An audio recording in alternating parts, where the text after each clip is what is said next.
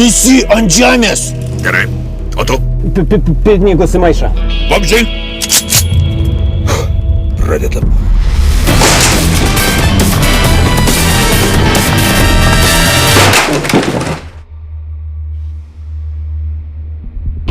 Skambink bosai. Pinigų. Daug pinigų neprireiks. Dabar ežio ledas pirštų ir liežuviai tik 6 litai per mėnesį. Užsisakyk. Ežys. Gazuotas.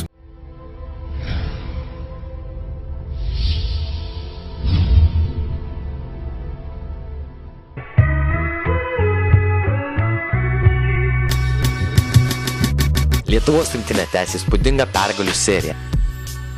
Įveikus Prancūziją rezultatu 69-55 mūsų komanda užsitikrino pirmąją vietą D grupėje. Lietuviams liko paskutinė, nieko nelemianti dvikova prieš Libaną. Azijos atstovams šis pasaulio čempionatas nesusiklostė itin sėkmingai. Jiems pavyko iškovoti tik vieną pergalę.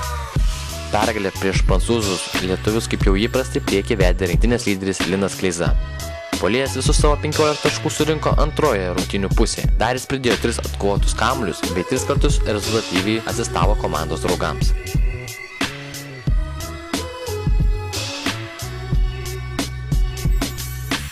Vis labiau žaidžia kitas rinktinės puolėjas Jonas Mačiulis. Jis buvo rezultatyviausias mačo žaidėjas.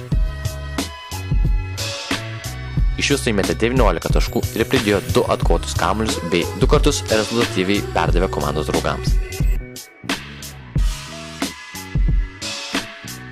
Pagrindinis rinktinės žaidėjas Mantas Kalnietis surinko 9 taškus, pridėjo 2 rezultatyvius perdavimus bei 4 kartus atkovojo atšokusius kamuolius.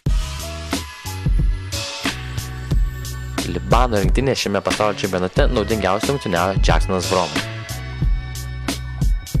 Šis buvęs Vilniaus Lietuvos Ryto puolėjas vidutiniškai įmeta beveik po 15 taškų, atkovojo po 7 kamuolius bei 2 sykius tiksliai asistuoja komandos draugams.